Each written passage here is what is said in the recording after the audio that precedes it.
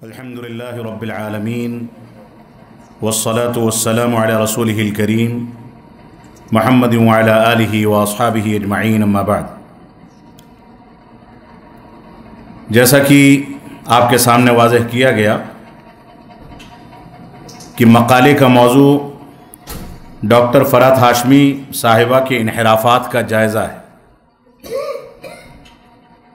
یہ موضوع اس سیمینار کا تنہا وہ موضوع ہے جو کسی خاتون کے بارے میں لکھنے پر مجھے مکلف کیا گیا ہے، اور اتفاق ایسا ہے کہ میرے ہی سسرال میں خواتین پر تبصرہ کرنے کے لیے مجھ کو مجبور کیا گیا ہے۔ لیکن بہرحال منہج اور عقیدہ اور قرآن و سنت کا تقاضا کبھی بھی اس بات کو، یہ بات اس کے آڑے نہیں آتی ہے، نہ آنی چاہیے کہ ہم کس پر تبصرہ کر رہے ہیں، کون سی باتیں کر رہے ہیں، ہمارے علاقے کا کوئی ہے، ہمارے خاندان کا کوئی ہے، ہماری برادری کا کوئی ہے، ہماری زبان بولنے والا ہے، یا ہم سے ہم آہنگ ہے، ہمارے کاروبار میں شریک ہے۔ یہ چیز کبھی بھی منہج میں سلف صالحین کے یہاں آڑے نہیں آتی تھی، اور یہی وجہ ہے کہ امام ابو داؤد رحمۃ اللہ علیہ نے اپنے بیٹے کو کذاب کہہ دیا، اور علی ابن مدینی رحمۃ اللہ علیہ جو کہ امام بخاری کے استاد تھے، ان کے ضوابط، اور خود امام بخاری رحمۃ اللہ علیہ نے اپنے کئی شیوخ اور کئی اساتذہ سے حدیث اس بنیاد پر نقل نہیں کی کہ ان کے یہاں کوئی ایسا خلل تھا جس کی بنیاد پر امام بخاری رحمۃ اللہ علیہ کی شرائط پر وہ نہیں اترتے تھے۔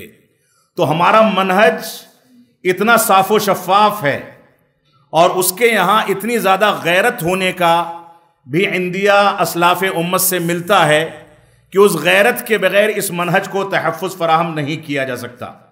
رسول اکرم صلی اللہ علیہ وسلم کے عہد مبارک میں آپ اللہ کے نبی صلی اللہ علیہ وسلم اور حضرت عمر بن خطاب رضی اللہ تعالیٰ عنہ کے واقعات دیکھ لیں، اس کے علاوہ دوسرے صحابہ کرام کے واقعات دیکھ لیں، جب بھی تورات و انجیل کو ہاتھ میں دیکھنے یا اس کی گفتگو کرنے کا واقعہ آیا، یا صحابہ کرام کے سامنے کبھی کوئی دوسری فکر اسلام کے نام پر پیش کرنے کی کوششیں کی گئیں، تو صحابہ کرام سب سے پہلے ننگی تلوار بن کر کے کھڑے ہو گئے اور اس کو معاشرے سے نیست و نابود کرنے کے انتظامات کیے۔ تو بنیادی طور سے ہماری نظر میں کوئی کتنا بھی محبوب ہو، حق اس سے کہیں زیادہ محبوب ہوتا ہے۔ کسی شخصیت سے محبت ہم کو حق بیانی سے اگر روک دے تو اس کا مطلب ہماری سلفیت پر کوئی نہ کوئی حرف آ چکا ہے، اور ہم کسی نہ کسی فتنے کا شکار ہو چکے ہیں۔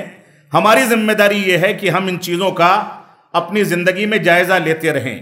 میں شکر گزار ہوں صوبائی جمعیت اہل حدیث ممبئی کے ذمہ داران کا، اور ایسے ہی الفرقان ایجوکیشن ٹرسٹ جن کے اشتراک سے یہ سیمینار رکھا گیا ہے۔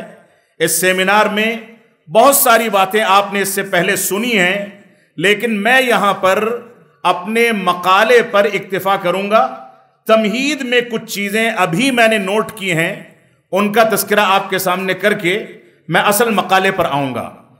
ہمیں اس بات پر غور و تدبر کرنا چاہیے کہ بہت سارے مسائل میں ہم خارجی شخصیات کو قبول کر لیتے ہیں، لیکن وہیں پر یہ دیکھا جاتا ہے کہ اگر منہج سلف کے مطابق ہمارے آس پاس رہنے والے علماء آ کر کے خطبات جمعہ یا دروس و محاضرات میں کوئی بات کرتے ہیں تو ان کے خلاف پوری گروہ بندی کر دی جاتی ہے۔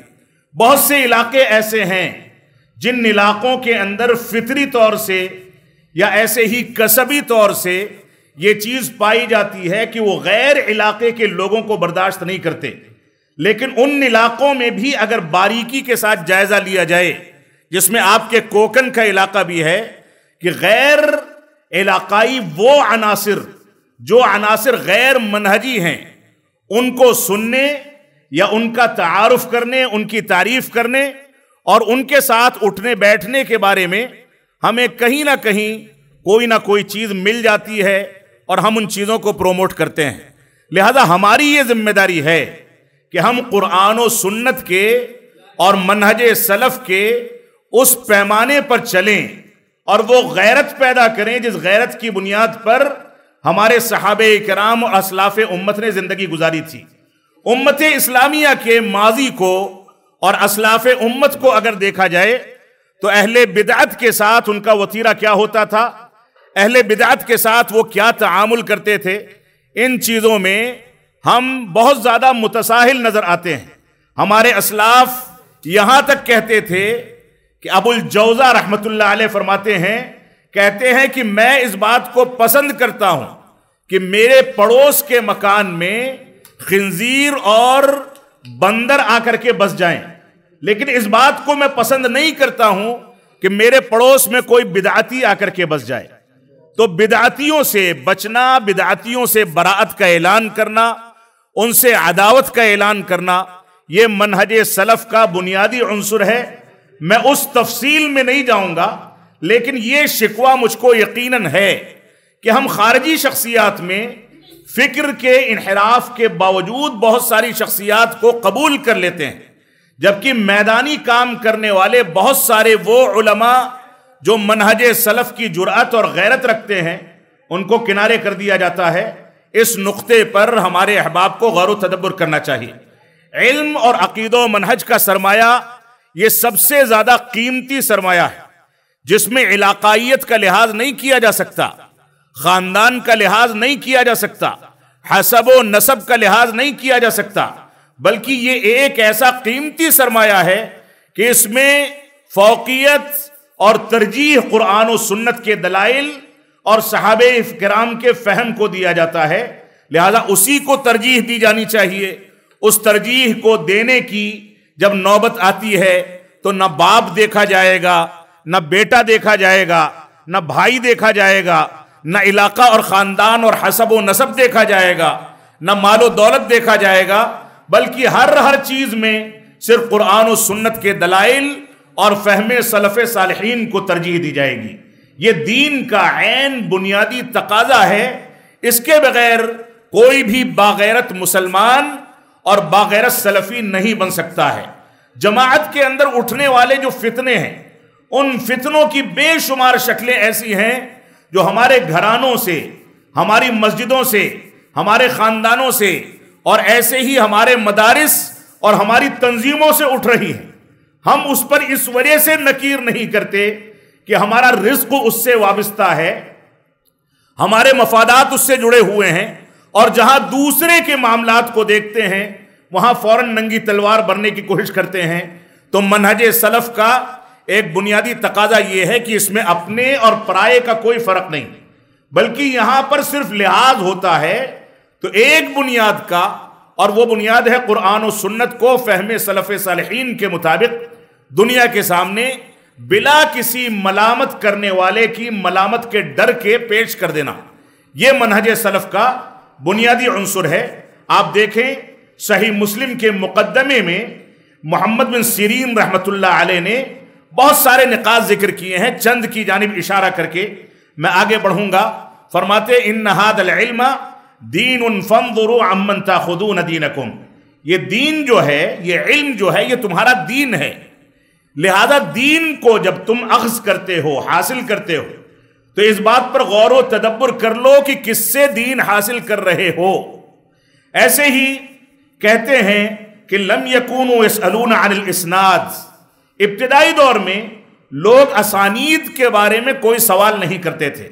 فلما وقعت الفتنہ، جب فتنے واقع ہونے لگے، فتنے ابھرنے لگے، قالوا سموا لنا رجالکم، تو علماء نے کہا کہ جن لوگوں کا تم حوالہ دیتے ہو، جن سے کوئی بات نقل کرتے ہو، ان کے نام بتاؤ، تفصیل بتاؤ، تاکہ ہم یہ فیصلہ کر سکیں کہ ان کے ذریعے سے آئی ہوئی بات قابل حجت اور قابل عمل ہے یا نہیں ہے، اس کو لیا جائے گا یا رد کیا جائے گا. تو ایسی صورت میں اسلاف امت نے ضابطہ بنایا، وہ اہل سنت والجماعت کی باتوں کو لیتے تھے اور غور و تدبر کرنے کے بعد اہل بدعت کی باتوں کو کنارے کر دیتے تھے. یہ بھی صحیح مسلم کے مقدمے کے اندر موجود ہے. اور ایسے ہی اسی مقدمے میں ابن العربی الف لام کے ساتھ ان کا ایک قول موجود ہے, فما زال السلف یزکون بعضهم بعضا. سلف جو ہے ایک دوسرے کو تزکیہ دیا کرتے تھے. وَيَتَوَارَثُونَ التَّزْكِيَاتِ, اور وراثت میں ایک دوسرے سے تزکیہ حاصل کیا کرتے تھے. خلفاً عن سلفن, بعد میں آنے والے پہلے جانے والوں سے تزکیہ لے لیا کرتے تھے. یہ تزکیہ ہمارے علماء کا طرے امتیاز ہے. آج بھی جب تک کبار علماء کسی کے بارے میں توثیق نہ کر دیں, یا کوئی عالم دین کے اصولوں اور ضوابط کے مطابق علم دین حاصل کر کے ہمارے سامنے نہ آئے, جب تک اس سے علم نہیں لیا جا سکتا, نہ اس کو ممبر و محراب دیا جا سکتا ہے, نہ اسٹیج دیا جا سکتا ہے, نہ مائک دیا جا سکتا ہے, نہ اس قابل بنایا جا سکتا ہے کہ اس کی باتوں کو سنا جائے یا لیا جائے. تو یہ چند ضوابط ہیں. ابو الزناد فرماتے ہیں اسی مقدمے کے اندر یہ ذکر بھی موجود ہے کہ ادرکت بالمدینۃ مئۃ کلہم مأمون, کہتے ہیں کہ میں نے مدینہ میں 100 یا اس سے زائد لوگوں کو, یا 100 کے قریب لوگوں کو پایا, سارے کے سارے مامون تھے, یعنی ان کے علم سے ہم کو اطمینان تھا. لیکن ما یؤخذ عن احد منہم, لیکن ان میں سے کسی سے علم نہیں لیا جا سکتا تھا. یقال لیس من اہلہ, یہ کہا جاتا تھا کہ یہ اہل علم میں سے نہیں ہیں, ان لوگوں میں سے نہیں ہے جن سے علم لیا جا سکے. امام مالک رحمت اللہ علیہ فرماتے ہیں اس قول کے بارے میں, ان سے علم نہ لینے کی وجہ یہ تھی کہ ان لوگوں نے علم کتابوں سے حاصل کیا تھا, مشائخ اور علماء کی مجلس میں بیٹھ کر کے حاصل نہیں کیا تھا.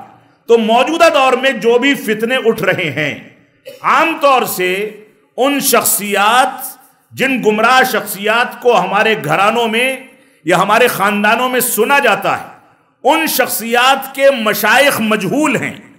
اور اگر مجہول نہیں ہے, کوئی معروف شیخ ہے, تو اہل بدعت میں یا گمراہ لوگوں میں سے ہے.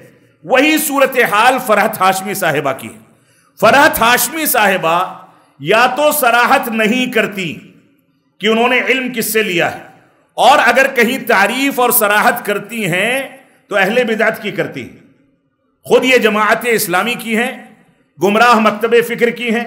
اب یہاں پر دوسرا نقطہ یہ ہے کہ کیا خواتین کو میدان دعوت میں آنے کا اختیار حاصل ہے کہ وہ ویڈیوز بنائے, آڈیوز ریکارڈنگ کیے جائیں اور اجنبی مرد بھی اس کو سنیں؟ کیا دائرے دعوت خواتین کے لیے اتنا وسیع ہے کہ وہ خواتین کے دائرے سے نکل کر کے ایسی جگہوں پر محاضرات اور تقریر کرے جہاں اجنبی مرد بھی اس کی آواز سنے؟ جبکہ عبداللہ بن عقیل رحمت اللہ علیہ حنبلی فرماتے ہیں کہ بلا ضرورت کے عورت کی آواز سننا مکروہ ہے.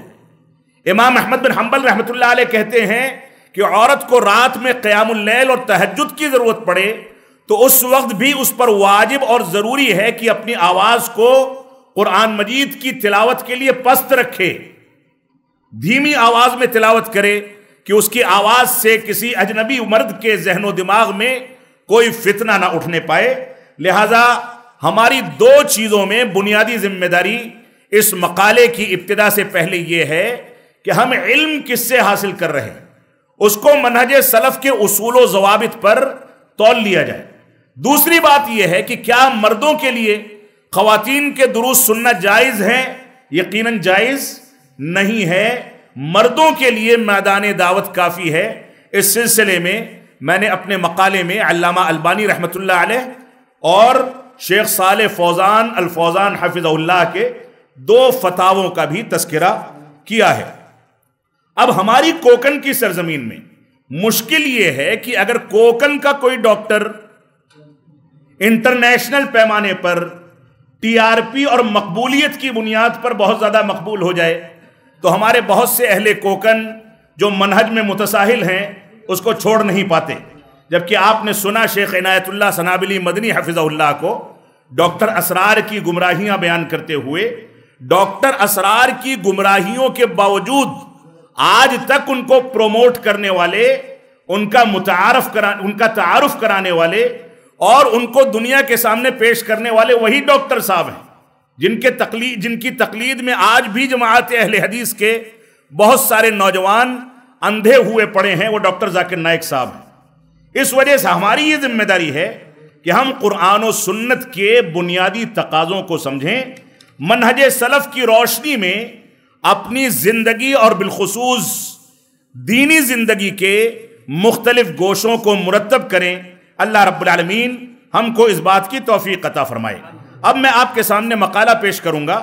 تمہید میں حمد و ثنا کے بعد اس بات کا تذکرہ کیا گیا ہے کہ اللہ رب العالمین کا فضل و کرم ہے کہ رب کائنات نے جماعت کے بڑے افراد کو، علماء کو، صوبائی جمعیت کے ذمہ داران کو، اور ایسے ہی الفرقان ایجوکیشن ٹرسٹ کے ذمہ داران کو اس بات کی توفیق دی کہ انہوں نے جماعت اہل حدیث میں پھیلنے والے فتنوں کے بارے میں اس سیمینار کا انعقاد کیا تاکہ بیداری پیدا کی جا سکے۔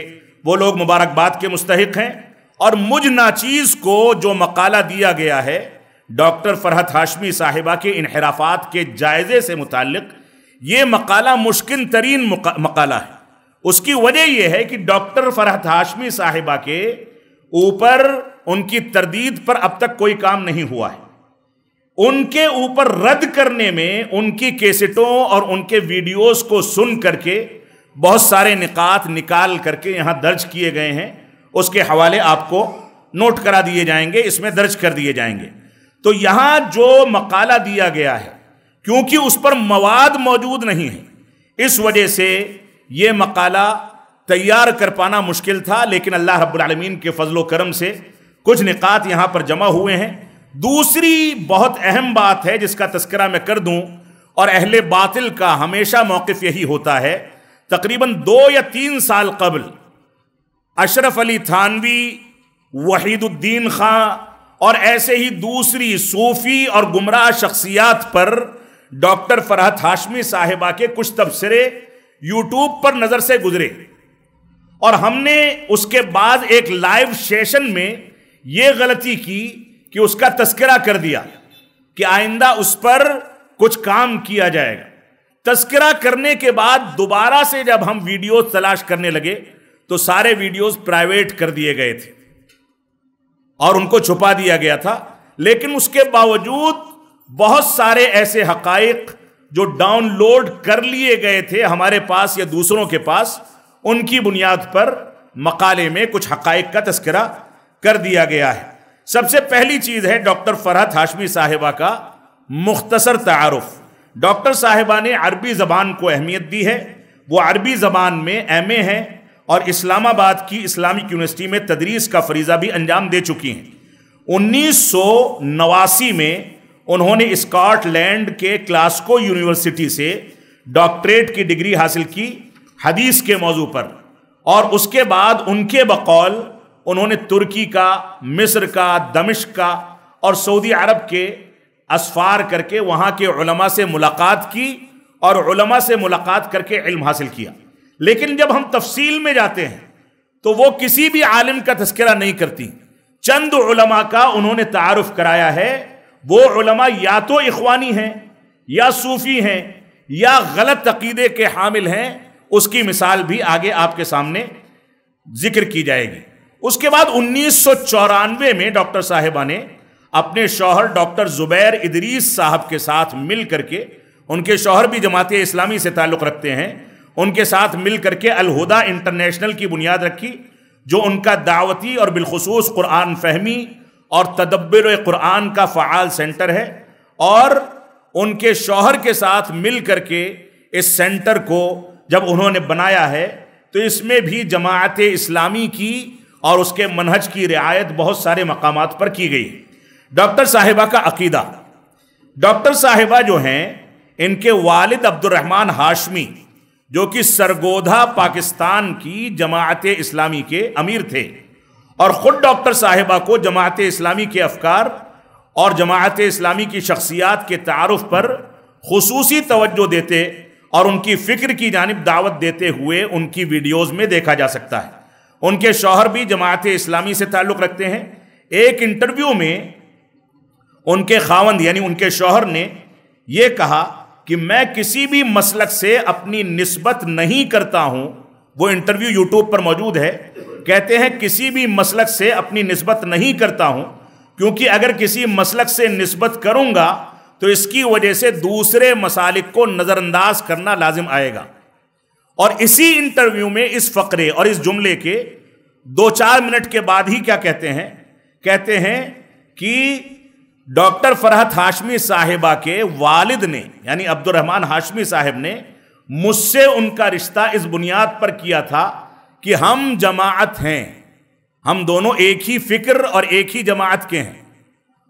اور انٹرویو لینے والے اینکر نے پوچھا کہ کون سی جماعت سے ہیں، تو فوراً کہتے ہیں کہ جماعت اسلامی سے ہیں. یعنی ایک جانب کسی مسلک و منہج کی جانب نسبت نہیں کر رہے ہیں، اور دوسری جانب یہ وضاحت کر رہے ہیں کہ رشتہ جماعت اسلامی کا ہونے کی بنیاد پر کیا گیا ہے. اور یہ بھی کہہ رہے ہیں کہ فرحت ہاشمی صاحبہ کے والد یہ اس بات کو گوارا ہی نہیں کر سکتے تھے کہ جماعت اسلامی کے علاوہ کسی دوسری جماعت کی لڑکی لائی جائے، لہذا وہ اسی خاندان میں رشتے کو لازم سمجھتے تھے، لہذا اس خاندان میں رشتہ کیا گیا. فقہی لحاظ سے ڈاکٹر فرحت ہاشمی صاحبہ کا تعلق دیوبندی مکتب فکر سے ہے، جس کا مشاہدہ میں نے خود ان کے خاندان کے لوگوں کو ایام حج میں نماز ادا کرتے دیکھ کر کے کیا ہے. مکمل طریقے سے فقہ حنفی کے مطابق وہ لوگ نمازیں ادا کرتے ہیں، عقیدے میں وہ اخوانی ہیں، اور اپنے مسلک اور منہج کی صراحت نہیں کرتی ہیں.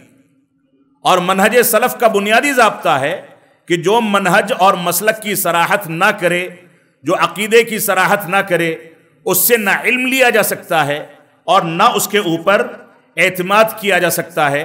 تو ان کا صراحت نہ کرنا اور اپنے عقیدے کو بیان کرنے سے گریز کرنا، یہ ان کی شخصیت کو مزید مشکوک بنا دیتا ہے. تو ہمارے سامنے یہ واضح رہنا چاہیے کہ اپنے عقیدہ و منہج کے بارے میں منہج سلف کے ضوابط ہم کو کیا بتاتے ہیں، اس کے مطابق یہاں پر فیصلہ کیا جائے. اگلا نقطہ ہے اس مقالے کا کہ خواتین اور خواتین داعیات کا میدان دعوت میں سوشل میڈیا پر ظاہر ہونے کا حکم کیا ہے. اس سلسلے میں نے علامہ البانی رحمۃ اللہ علیہ کا ایک فتویٰ جو تفصیلی فتویٰ ہے، جس میں سوال یہ کیا گیا، کسی نے سوال کیا کہ درس و تدریس اور مواعظ و نصیحت کی خاطر کسی داعیہ عورت کا ٹیلی ویژن پر یا یوٹیوب چینل پر آ کر کے اس کی زینت بننے کا حکم کیا ہے.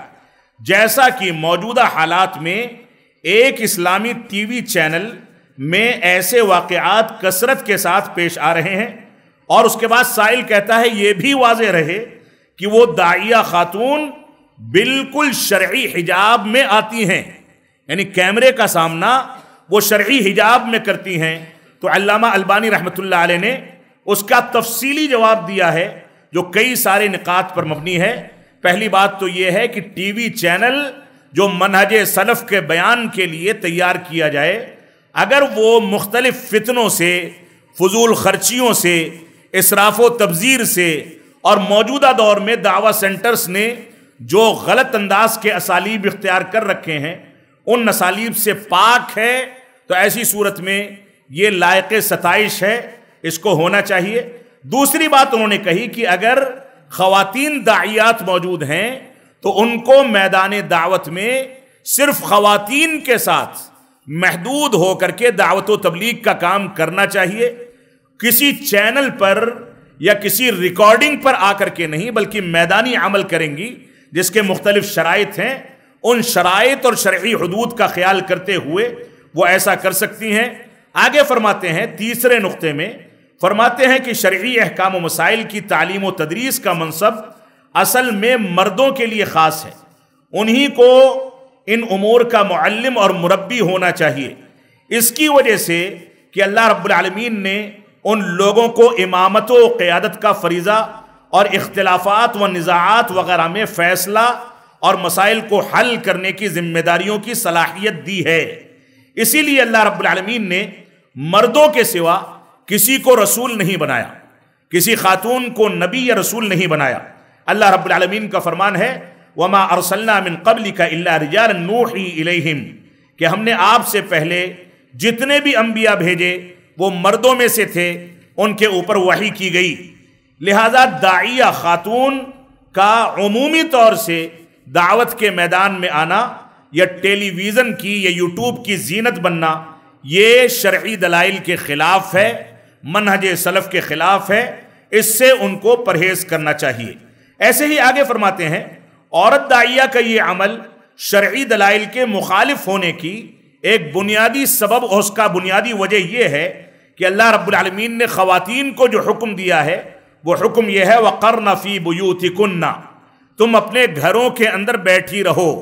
یہ حکم داعیات کے لیے بھی ہے اور عام خواتین کے لیے بھی۔ اسی وجہ سے علامہ البانی رحمۃ اللہ علیہ آگے فرماتے ہیں کہ داعیہ اگر عالمہ ہے اور واقعی قرآن و سنت اور منہج سلف پر نظر رکھتی ہے، اس کے اندر صلاحیت ہے اور اس کی صلاحیت پر اعتماد کیا جا سکتا ہے، تو اس کے لیے دائرہ دعوت خواتین کے ساتھ محدود ہونے کے ساتھ ساتھ اس کا گھر ہے، وہ گھر کے باہر نکل کر کے دعوت کا کام نہیں کرے گی۔ اس آیت کریمہ سے انہوں نے یہ استدلال کیا ہے، اور اس کے بعد بطور مثال یہ بات پیش کی کہ اللہ کے نبی صلی اللہ علیہ وسلم نے خواتین کا گھروں کے اندر نماز پڑھنے کو افضل قرار دیا ہے، یہاں تک کہ حرمین شریفین یعنی مکہ اور مدینہ میں بھی اگر خواتین جاتی ہیں تو حرمین شریفین میں نماز پڑھنا زیادہ ان کے گھروں میں نماز پڑھنے کے بالمقابل مفضول ہے، یعنی ان کو گھروں میں نماز پڑھنا ان کے لیے افضل ہے، حرمین شریفین میں بھی نماز پڑھنا گھروں کے بالمقابل مفضول ہے۔ لہذا جب اتنے بڑے مقام کو اللہ رب العالمین نے خواتین سے مستثنی رکھا ہے تو خواتین کے لیے یہ جواز کیسے ہو سکتا ہے کہ وہ گھر سے نکل کر کے دعوت و تبلیغ کا کام کریں؟ اور آگے یہ بھی مثال دی کہ اللہ کے نبی صلی اللہ علیہ وسلم نے خواتین کو مسجدوں میں جانے سے روکنے سے بھی منع کیا ہے، یہاں تک کہ صلاۃ فجر اور صلاۃ عشاء میں بھی مسجدوں میں اگر وہ جانا چاہیں تو ان کے گھر والے اس کو روک نہیں سکتے ہیں، لیکن یہ نقطہ کہ اس کو مسجد میں جانے دو، یہ نقطہ اس بات پر دلالت کرتا ہے کہ مسجد میں وہ جائے گی تو دین کا حصہ حاصل کرنے اور دین کو سیکھنے کے لیے جائے گی۔ اور ظاہر سی بات ہے علامہ البانی رحمۃ اللہ علیہ اور دوسرے بہت سارے فقہا کا یہ موقف ہے کہ مسجدوں کے اندر بھی اگر خواتین کے خصوصی اجتماعات ہوں تو یہ بدعت کے زمرے میں آتے ہیں، یعنی مسجد کے اندر ایک خاتون درس دے بقیہ خواتین سنیں تو یہ بدعت ہے۔ اضطراری کیفیت میں بوقت ضرورت کبھی کوئی ایمرجنسی ضرورت ہو جائے اور خواتین کو اس بات کی اجازت دے دی جائے تو جائز ہوگا، ورنہ عموماً اس کو رواج بنانا یہ بدعت کے زمرے میں آتا ہے، جیسا کہ علامہ البانی رحمۃ اللہ علیہ نے اس بحث کے اندر اس کا تذکرہ کیا ہے۔ علامہ البانی رحمۃ اللہ علیہ نے اس پر وضاحت کے ساتھ گفتگو کرتے ہوئے عبداللہ بن عمر رضی اللہ عنہما کی روایت نقل کی ہے کہ تم اپنی عورتوں کو مسجد میں آنے سے نہ روکو، لیکن ان کے گھر ان کے لیے زیادہ بہتر ہیں۔ اس سلسلے میں علامہ شمس الحق عظیم آبادی رحمۃ اللہ علیہ کا ایک قول بھی علامہ البانی رحمۃ اللہ علیہ نے ذکر کیا ہے، جس میں وہ عون المعبود کے اندر ذکر کرتے ہیں کہ ان کی نمازیں ان کے گھروں میں زیادہ افضل اور زیادہ بہتر ہیں۔ عون المعبود کے اندر اس بات کا تذکرہ موجود ہے۔ تو عورتوں کو چاہیے، علامہ البانی فرماتے ہیں، کہ اس تعلیم نبوی کو اپنے سامنے رکھیں اور دوسری خواتین کو سکھانے سے پہلے خود اس پر عمل کر لیں کہ وہ دوسری خواتین کو دین سکھانے کے نام پر اجتماعات کرتی ہیں، اور اجتماعات بدعت ہیں، جو خواتین کے خاص اجتماعات ہوں تو وہ ایک منکر کام کو انجام دے کر کے دین کی دعوت دینے کی ترغیب دے رہی ہیں، تو یہ کام کبھی بھی بابرکت نہیں ہو سکتا۔ علامہ البانی رحمۃ اللہ علیہ فرماتے ہیں خواتین کے اجتماعات یہ ہو سکتے ہیں لیکن ان کے گھروں میں ہوں گے، اور اگر اضطراری کیفیت میں کہیں باہر ہوتے ہیں تو بوقت ضرورت اس کی اجازت دی جا سکتی ہے، لیکن اصل یہ ہے کہ خواتین کے اجتماعات کو مرد علماء کے تحت اشراف ہونا چاہیے۔ مرد علماء اس میں درس دیں گے وہی اس کی ذمہ داری اٹھائیں گے اور خواتین پردے کے ساتھ ان سے سوال کریں گی اور وہ اس کا جواب دیں گے، کیونکہ خواتین کو دینی علوم میں یا دینی علوم کی صلاحت میں عموماً کمزور پایا گیا ہے۔ اس سلسلے میں علامہ البانی رحمۃ اللہ علیہ کہتے ہیں کہ خواتین کے مخصوص مسائل کو بھی کتنا زیادہ گہرائی کے ساتھ سمجھ لے تو بھی مردوں کے بالمقابل اس کی باریکی کو خواتین کے سامنے پیش نہیں کر سکتی، کیونکہ ہم تجربات سے اس بات کا مشاہدہ کرتے ہیں۔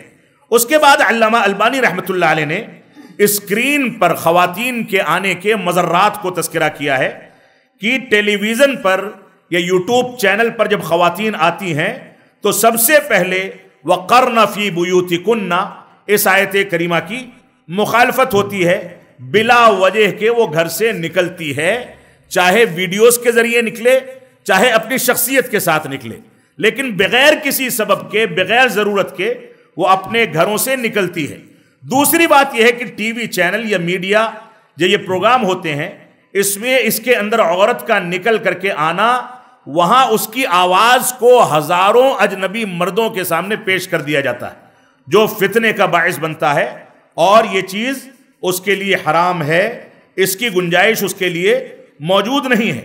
اگرچہ اس مسئلے میں علامہ البانی فرماتے ہیں کہ اگرچہ اس مسئلے میں اختلاف ہے کہ عورت کی آواز کا پردہ ہے یا نہیں ہے، لیکن کہتے ہیں کہ امت اسلامیہ کے تمام علماء کا اس بات پر اجماع اور اتفاق ہے کہ عورت کی آواز کا پردہ ہو یا نہ ہو، لیکن عورت جب اجنبی مرد سے گفتگو کرے گی تو اس کے لیے حدود کا تذکرہ کیا گیا ہے۔ اسی وجہ سے اللہ رب العالمین نے فرمایا فَلَا تَخْضَعْنَ بِالْقَوْلِ، تم اپنی آواز کے اندر نرمی مت پیدا کرو، جب اجنبی مرد سے بات کرو تو سختی کے ساتھ بات کرو، تاکہ فَيَطْمَعَ الَّذِي فِي قَلْبِهِ مَرَضٌ، جس کے دل میں کوئی بیماری ہے وہ للچا نہ جائے، وَقُلْنَ قَوْلًا مَعْرُوفًا، اور صحیح طریقے سے یعنی شرعی حدود کے ساتھ تم گفتگو کیا کرو۔ عورت کا ٹیلی ویژن پر آنے سے عام طور سے دیکھا یہ جاتا ہے کہ اس کا ٹھٹھا اور مذاق اڑایا جاتا ہے۔ آپ تبصرے پڑھ لیں، نوجوان اوباش قسم کے جب یوٹیوب میں خواتین کی آواز سنتے ہیں تو کمنٹس میں آواز پر تبصرے اور غلط انداز کے کمنٹس پاس کیے جاتے ہیں، تو اوباشوں کی نظر ہو جاتی ہے اس کی آواز۔ ایسے ہی بعض پروگراموں میں اور ٹیلی ویژن کے جو پروگرام یا یوٹیوب کے پروگرام ہوتے ہیں اس میں جب عورت باحجاب آتی ہے تو باحجاب آنے سے اس کے مقصد دعوت کی افادیت سے فائدہ اٹھانے کے امکانات کم سے کم ہو جاتے ہیں، کیونکہ بہت سارے مسائل میں وہ محدود گفتگو کر سکتی ہے۔ مرد بہت سارے مسائل میں کھل کر کے گفتگو کر سکتا ہے، حیا کا تقاضا ہے، لہٰذا وہاں افادیت اس کی ختم ہو جاتی ہے۔ ان خواتین کو تعلیم و تدریس کے اندر اہلیت مردوں کے بالمقابل بہت کمزور دی گئی ہے، اس وجہ سے بھی عام طریقے سے میدان دعوت میں ان کو نہیں آنا چاہیے۔ اس بات کا بھی اندیشہ ہے کہ ٹیلی ویژن کے چینلز پر جب عورت آتی ہے تو دھیرے دھیرے وہ اپنے حجاب کو اپنے چہرے سے اتار دے۔ اس کے مشاہدات ہم نے اسی ہندوستان کی سرزمین پر کیے ہیں، اور ابھی ایک طوفان کھڑا کیا گیا بمبئی میں، اس طوفان کا تعلق بھی اس طوفان سے ہے کہ پہلے چہرہ ڈھکا ہوتا تھا، بعد میں لوگوں کے سرمایے کو ہیرے کے نام پر اس میں داخل کرتے کرتے لوگوں کو لوٹا گیا، بیوقوف بنایا گیا، اور اس کے بعد چہرے سے پردہ اتر گیا۔ یہ سارے کے سارے فتنے ہیں، اللہ رب العالمین ہم کو ان چیزوں سے محفوظ رکھے۔ علامہ البانی رحمۃ اللہ علیہ سے ایک اور سوال کیا گیا اسی موقع سے کہ اگر کوئی خاتون اپنے گھر سے نکلتی ہے اور نکل کر کے خواتین کے پاس جاتی ہے اور جا کر کے ان کو دعوت دیتی ہے کہ میرے گھر میں فلاں دن پروگرام ہے، تو کیا عورت ایسا کر سکتی ہے؟ علامہ البانی رحمۃ اللہ علیہ فرماتے ہیں کہ نہیں، میرا ماننا ہے کہ یہ بھی فتنوں کا ایک طریقہ ہے، اس سے بھی خواتین کو بچنا ہے۔ وہ اپنے گھر میں بیٹھ کر کے خواتین تک موجودہ دور میں کسی بھی طریقے سے خبر پہنچا دیں، اور جو خواتین سامعات آئیں ان کے محارم ان کو چھوڑ کر کے جائیں، اور محارم درس ختم ہونے کے بعد ان کو لے کر کے جائیں۔ لیکن اصل بنیاد یہ ہے کہ خواتین کے یہ محاضرات اور دروس مرد علماء کے تابع ہونے چاہیے تاکہ ان کے سامنے صحیح انداز سے قرآن و سنت کی پیروی کی جا سکے۔ شیخ صالح فوزان الفوزان حفظہ اللہ سے بھی یہی سوال کیا گیا کہ بعض خواتین داعیات کو لوگوں کو نصیحت کرنے کے لیے قرآن مجید کی تفسیر کے چینل پر یا دوسرے چینلوں پر سوشل میڈیا وغیرہ پر آنے اور ظاہر ہونے کے بارے میں آپ کی کیا رائے ہے، اس کا کیا حکم ہے؟ تو شیخ فوزان حفظہ اللہ نے فرمایا، شیخ صالح فوزان نے، کہ میں نصیحت کروں گا کہ خواتین لوگوں کے سامنے ظاہر نہ ہوں۔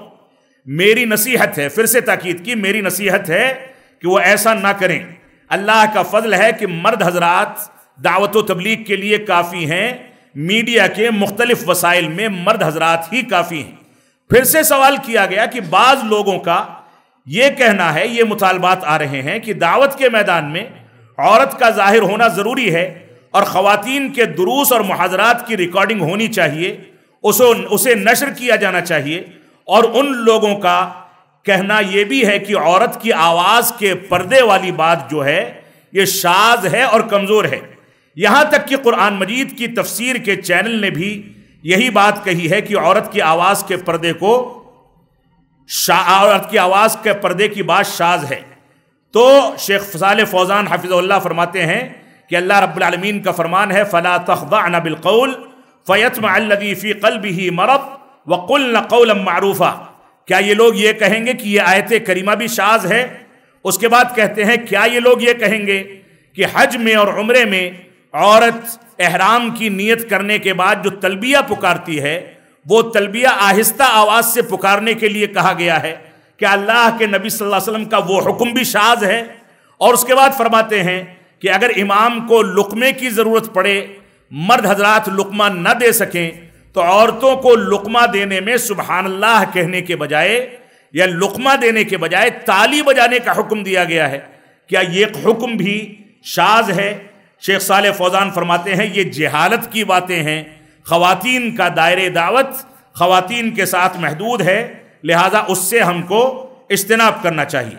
سوشل میڈیا پر، اب میں اصل موضوع پر آ رہا ہوں کہ سوشل میڈیا پر فرحت ہاشمی صاحبہ کا ایک اور چہرہ اور موقف جو چند سالوں سے بار بار دیکھنے کو ملتا ہے وہ یہ ہے کہ سوشل میڈیا پر باقاعدہ ویڈیو آن کر کے وہ جنسی مسائل کو کھول کھول کر کے بیان کرتی ہیں کہ شوہر اپنی بیوی کے ساتھ ایک رات میں کتنی بار ہم بستری کر سکتا ہے، یہ تھمنیل ہوتا ہے۔ خواتین کی آواز کے حدود بتائے گئے، خواتین سوشل میڈیا پر نہیں آ سکتی، یہی راجح قول ہے، یہی صحیح بات ہے۔ اس کے باوجود ایک خاتون آتی ہے اور جنسی مسائل کا تذکرہ کرتی ہے۔ یہ وہ چہرہ ہے فرحت ہاشمی صاحبہ کا جو حقیقت میں بہت ہی معیوب ہے۔ ہم کو اور خاص کر کے مرد حضرات کو اس طرح کے فتنوں سے اپنے آپ کو محفوظ رکھنا چاہیے۔ اور میں دوحہ قطر میں تھا، ایک بہت بڑے عالم دین ہیں، ان کے سامنے اس بات کا تذکرہ آیا تو انہوں نے ایک واقعہ بیان کیا، کہا کہ یوٹیوب پر فرحت ہاشمی صاحبہ کا چینل چل رہا تھا، بیوی نے اپنے شوہر کو بلا کر کے بیٹھا لیا، جب ضرورت پوری ہو گئی چینل بند کرنے لگی تو شوہر کہتا ہے کہ نہیں، ان کی آواز بہت اچھی ہے، مجھ کو سننے دو۔ یعنی آواز کے فتنے میں اسی مجلس میں شیطان نے ان کو مبتلا کر دیا تھا۔ لہذا یہ ہماری ذمہ داری ہے کہ ان چیزوں کا خیال کریں۔ دوسرا بنیادی جو پہلو ہے اس مقالے کا وہ فرحت ہاشمی صاحبہ کی علماء بیزاری ہے۔ وہ علماء سے لوگوں کو بیزار کرتے ہیں۔ عام طور سے باطل مناہج رکھنے والے علماء سے اپنی عوام کو ڈراتے ہیں۔ فرحت ہاشمی صاحبہ پاکستان کے ایک چینل پر اپنے ایک انٹرویو میں خاتون صحافی سمینہ ابراہیم اس سے گفتگو کرتے ہوئے اس کا سوال تھا کہ علماء بیزاری کے بارے میں جب اس نے سوال کیا کہ آپ میں اور علماء میں کیا فرق ہے، آپ میں اور علماء میں کیا فرق ہے، تو ڈاکٹر صاحبہ جواب دیتی ہیں کہ میرا بنیادی نقطہ اختلاف علماء سے یہ ہے کہ نظریات اور تفاصیل کو پھر سے جدید طور پر بدلنے کی ضرورت ہے۔ اللہ تعالیٰ کو کیا اس بات کی خبر نہیں تھی کہ آنے والے دور میں کیا کیا تبدیلیاں ہوں گی؟ ہم اگر وہی پچھلی صدیوں کی تفاسیر چھانتے رہیں گے تو کبھی بھی کامیاب نہیں ہوں گے۔ اور نہ اسلام کی حقیقی خدمت انجام دے پائیں گے۔ آگے فرماتی ہیں یہی بنیادی نقطۂ اختلاف اور فرق ہے کہ میں آج کے دور میں ہر آیت کریمہ کا بنیادی فائدہ تلاش کرتی ہوں جسے یہ علماء پسند نہیں کرتے۔ آپ دیکھیں پچھلی صدیوں میں تفاسیر چھانتے رہیں گے تو کیا ہم کامیاب ہو پائیں گے؟ یعنی صحابہ اکرام کی تفاسیر کو چھاننے سے ہم کامیاب ہو پائیں گے یا نہیں ہو پائیں گے؟ اس پر فرحت ہاشمی صاحبہ نے سوالیہ نشان کھڑا کر دیا ہے۔ اس سلسلے میں اگر آپ منہج سلف کا جائزہ لیں گے تو فرحت ہاشمی صاحبہ کو بڑے آرام کے ساتھ کٹ گھرے میں کھڑا کیا جا سکتا ہے۔ ڈاکٹر فرحت ہاشمی صاحبہ کا علماء بیزاری سے متعلق موقف یہ بھی ہے جو ہمارے سامنے ہونا چاہیے کہ وہ کبار علماء اور معروف علماء حق کا تذکرہ عموماً نہیں کرتی۔ غالباً کسی ایک ریکارڈنگ میں انہوں نے اس بات کا دعویٰ کیا ہے کہ وہ علامہ البانی ان کے استاذ ہیں، لیکن علامہ البانی کا تفصیلی تذکرہ وہ کہیں نہیں کرتی، جبکہ صوفیہ اور جماعت اسلامی اور اخوانی فکر کے حاملین علماء کا بڑے اہتمام کے ساتھ وہ تذکرہ کرتی ہیں اور دوسرے علماء کا تذکرہ کر کے جیسا کہ میں نے کہا گزر جاتی ہیں۔ لہذا ہماری یہ ذمہ داری ہے کہ علماء بیزاری پیدا کرنے والے لوگوں سے ہم اپنے آپ کو بچا کر کے رکھیں۔ ایسے ہی وحدت امت کے نام پر اسلام کی حقیقی شناخت سے لوگوں کو بیزار کرنا، یہ بھی ان کی تقریروں کے اندر کثرت کے ساتھ مل جاتا ہے۔ جو موقف ڈاکٹر ذاکر نائک صاحب کا ہے کہ ہم اپنے آپ کو سلفی نہ کہیں، اہل حدیث نہ کہیں، فلاں نام سے منسوب نہ کریں، صرف مسلمان کہنا کافی ہے، وہی موقف فرحت ہاشمی صاحبہ کا بھی ہے۔ وہ کہتی ہیں، میں اختصار کر رہا ہوں، کہ ڈاکٹر صاحبہ کہتی ہیں کہ آپ اپنے آپ کو صرف مسلمان کہہ کر اسی وحدت کی جانب بلائیں جس وحدت کو ہمیشہ انہوں نے اپنی کیسٹوں کے اندر ذکر کیا ہے۔ فرماتی ہیں فرقہ واریت سے متعلق تعلیم القرآن اور تدبر قرآن کی ایک کیسٹ میں، ایک ریکارڈنگ میں فرماتی ہیں کہ اللہ تعالیٰ کا فرمان ہے وَلَا تَمُوتُنَّ إِلَّا وَأَنْتُمْ مُسْلِمُونَ، کہ تم جب وفات پانا تو مسلمان ہو کر کے وفات پانا۔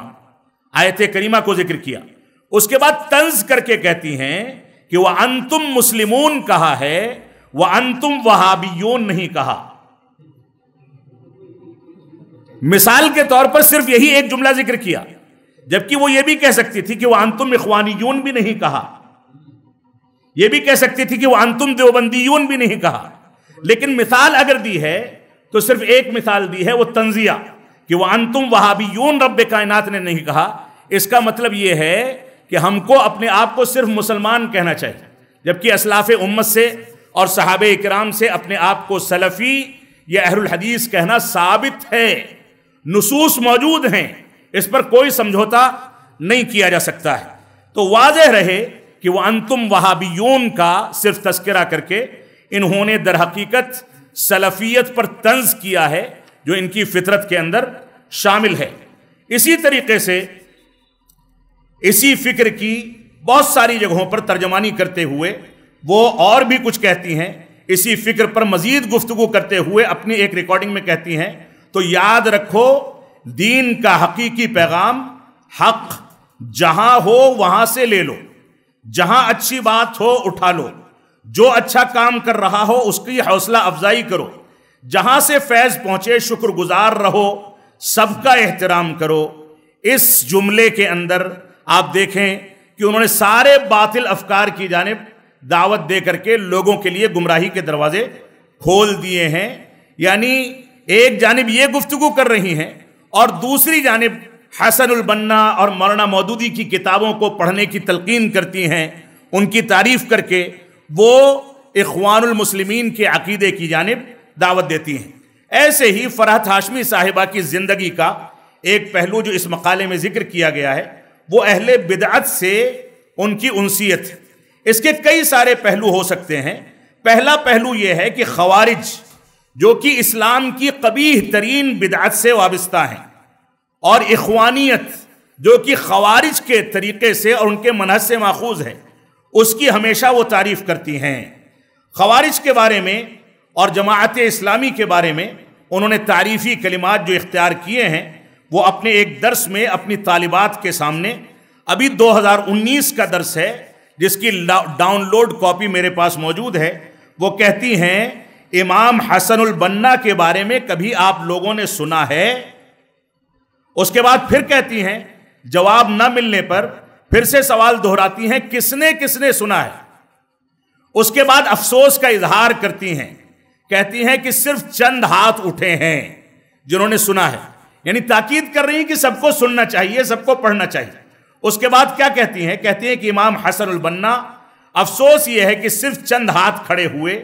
آگے تعارف کراتے ہوئے فرماتی ہیں مصر میں ایک تحریک تھی الاخوان المسلمون, مسلم برادرہڈ, اس کے وہ بانی تھے.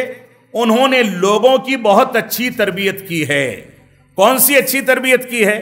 جس کی تفاصیل آپ جماعت اسلامی سے متعلق مقالے کے اندر سن چکے ہیں. ڈاکٹر صاحبہ کی اخوانیت جدید دور کے اخوانی فکر کے بانی سے ان کی انسیت اور لگاؤ سے واضح ہو جاتی ہے. حسن البنا نے 1928 میں باقاعدہ اخوانی فکر کو تنظیمی ڈھانچہ دیا. یہ معتزلہ, صوفیہ اور غالی قسم کے عشائرہ کے عقیدے پر تھے. یعنی دین کا اصل مرجع و مصدر اپنی عقل کو تصور کرتے تھے. یہ پورے کے پورے حقائق ہیں جو مقالے کے اندر ذکر کیے گئے ہیں. ایسے ہی اہل بدعت سے فائدہ اٹھانے کے بارے میں فرحت ہاشمی صاحبہ کی ریکارڈنگز میں ایک گوشہ یہ بھی ہے کہ بدعتی شخصیات کو بلا کر کے اپنی طالبات کو متعارف کراتی ہیں, باقاعدہ ملک شام سیریا کے ایک عالم تھے جو صوفی تھے, محمد سعید بادنجکی. ان کے بارے میں شام کے ہیں, دارالعلوم ندوۃ العلماء سے حبیب الرحمن اعظمی اور علی میاں ندوی سے انہوں نے علم کسب فیض کیا ہے. ندوہ میں بھی تعلیم حاصل کی ہے اور میلاد منانے کے قائل تھے. ان کو باقاعدہ بلایا بچیوں کی مجلس میں پاکستان میں اور ان کا تعارف پیش کیا. تعارف پیش کرنے کے بعد وہ کیا کہتی ہیں کہ یہ محمد سعید ہیں. ان کے ایک جد امجد بزرگ شیخ محی الدین بادنجکی تھے جو عالم اور فقیہ تھے اور طریقے قادریہ کے شیخ تھے. آگے خود صفائی دے رہی ہیں کہ قادریہ تصوف کے مختلف سلسلوں میں سے ایک سلسلہ ہے. ان کے جد امجد شہر حلب میں اس طریقے قادریہ کے شیخ تھے جو تصوف کو فالو کرتے تھے. وہ حق پر مبنی تصوف تھا. یہاں ایک نئی اصطلاح ہے کہ حق پر مبنی بھی کوئی تصوف ہوتا ہے اور اس میں قرآن و سنت کے خلاف کوئی بات نہیں پائی جاتی تھی. آگے فرماتی ہیں انہیں عبد الفتاح ابو غدہ, جن کے اوپر علماء سلف نے سختی کے ساتھ رد کیا ہے, عبد الفتاح ابو غدہ کا حوالہ دے کر کے کہتی ہیں انہوں نے ان کی کوئی کتاب پڑھی تو ان کو ہندوستان آنے کا شوق ہوا اور ہندوستان آ کر کے ابو الحسن علی ندوی اور معروف شخصیت حبیب الرحمن اعظمی سے انہوں نے علم حاصل کر کے قابلیت حاصل کی. تو ڈاکٹر صاحبہ نے اس میں کئی گمراہ شخصیت کو متعارف کرا دیا. بادنجکی لکھتے ہیں اپنی ایک تقریر میں ذکر کرتے ہیں اور ان کا یہ اقتباس ایک ویب سائٹ پر موجود ہے. بادنجکی کا یہ اقتباس جو ہے حلب کی جامع مسجد اویس القرنی میں محفل میلاد کے اندر پیش کیا گیا تھا. اس میں لکھتے ہیں کہ اللہ رب العالمین نے اور رسول اکرم صلی اللہ علیہ وسلم نے رسول اکرم صلی اللہ علیہ وسلم کے میلاد کو منانے کو مسنون قرار دیا ہے, لہذا ہمیں اس کو منانا چاہیے. جیسے آدم علیہ السلام کی پیدائش جمعہ کے دن ہوئی تو جمعہ کا دن عید کا دن ہے, ویسے ہی اللہ کے نبی صلی اللہ علیہ وسلم کی پیدائش سوموار کے دن ہوئی تو سوموار کا دن بھی عید کا دن ہے. ایسے ہی صفات باری تعالیٰ کے بارے میں یہ تعویل بلکہ اس کی بہت ساری توجیحات پیش کر کے اس میں غلطی کرتی ہیں. آیت الکرسی کی شرح و تفسیر کی ایک مثال میں بیان کرنے پر اکتفا کروں گا. ڈاکٹر صاحبہ فہم قرآن اور تدبر قرآن سے متعلق اپنی کلاس میں آیت الکرسی کی مختلف تعویلات بلکہ تفویض پیش کرتی ہیں.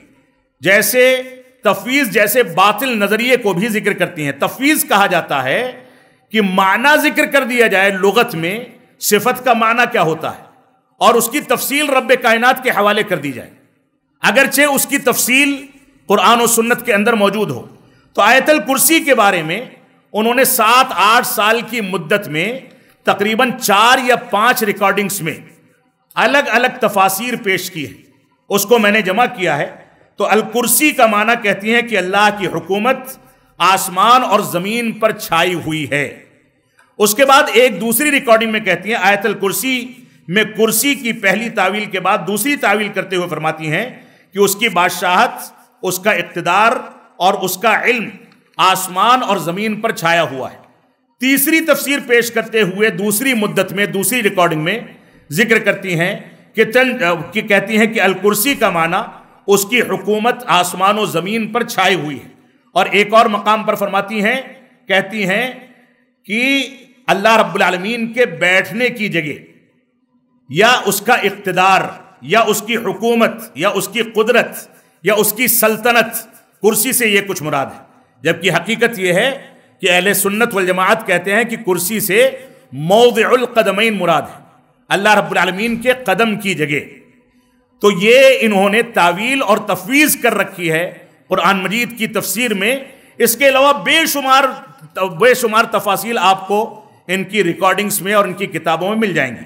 اپنی طالبات کو اہل بدعت کی تفسیر کی جانب رہنمائی کرتے ہوئے ڈاکٹر فرحت ہاشمی صاحبہ کئی بار ان کو یہ اپیل کرتی ہیں کہ آپ لوگ کہتی ہیں کہ ہمارے اسٹوڈنٹس پوچھتے ہیں، ہماری طالبات پوچھتی ہیں کہ ہم کس کی تفسیر سے تیاری کریں اور کون سی تفسیر پڑھیں.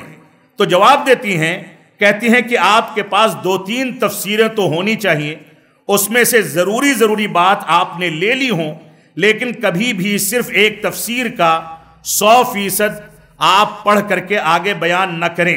دوسری بات یہ بھی ہے، فرماتی ہیں کہ اس میں تعصب نہ برتیں. فلانے کی تفسیر، فلانی فقہ کی تفسیر، فلانے مولانا حضرات کی تفسیر، فلانے مکتب فکر کی تفسیر، فلانے گروہ کی تفسیر، جو مرضی ہو، چاہے بریلویوں کی ہو، چاہے دیوبندی کی ہو، چاہے تصوف والے لوگوں کی ہو، جو کچھ بھی ہو، آپ کو اصل یہ ہے کہ اس سے فائدہ اٹھانا ہے.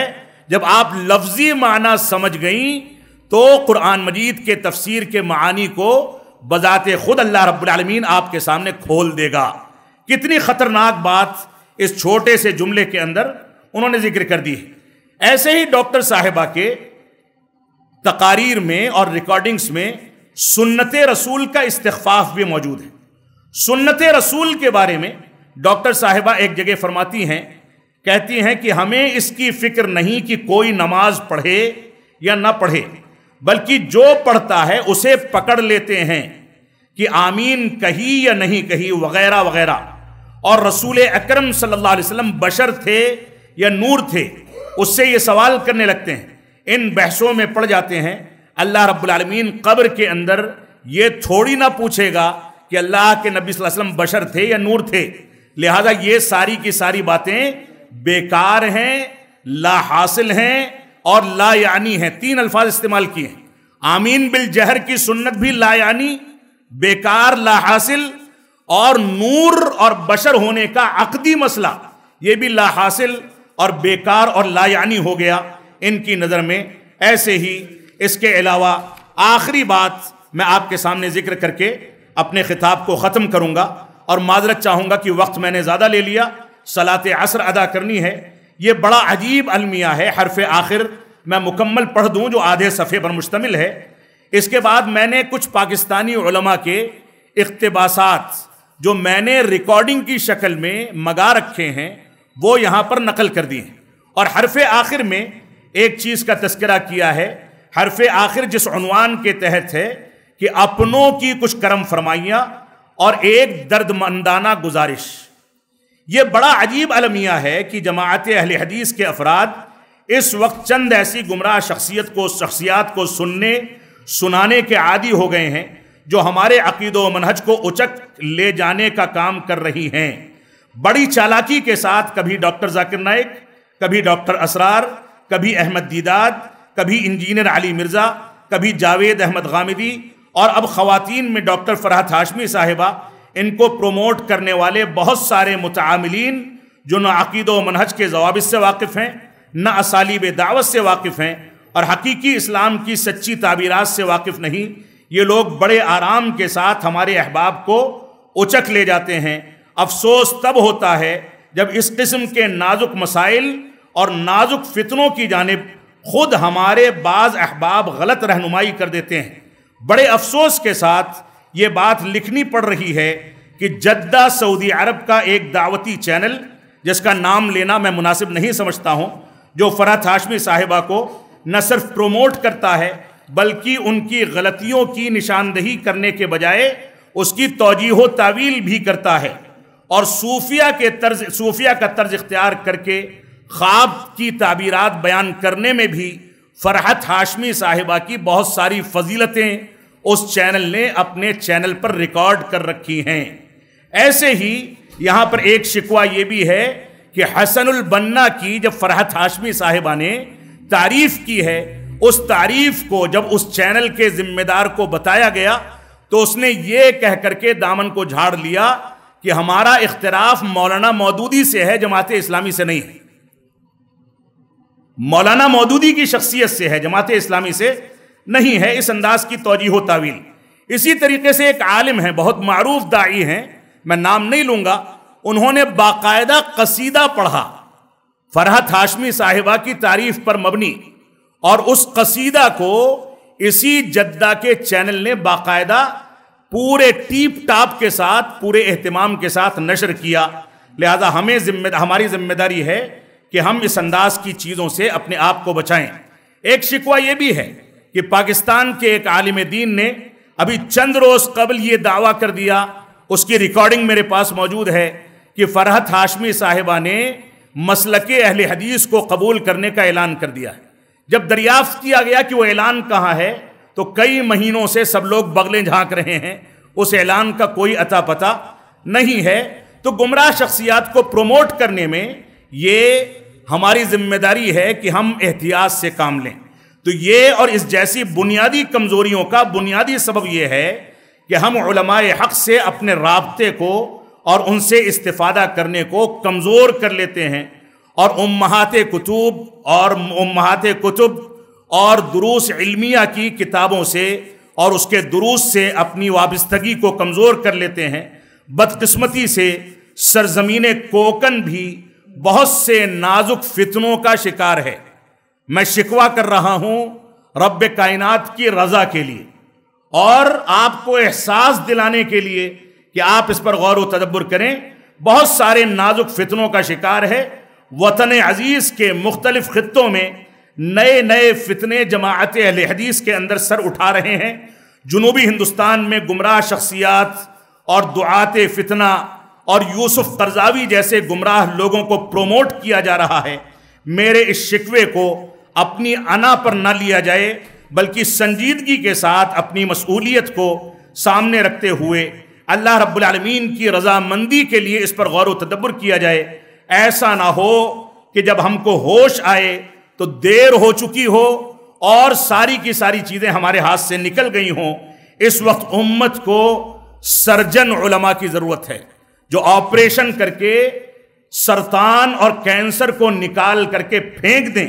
اللہ رب العالمین ہم کو موجودہ حالات میں امر بالمعروف کے ساتھ ساتھ نہی عن المنکر کی ضرورت کو محسوس کرنے اور صلح کلی اور مصلحت پسندی کی پالیسی سے اجتناب کرنے کی توفیق عطا فرمائے۔ وصلی اللہ علی نبینا محمد وعلی آلہ وصحبہ وسلم۔ والسلام علیکم ورحمۃ اللہ وبرکاتہ۔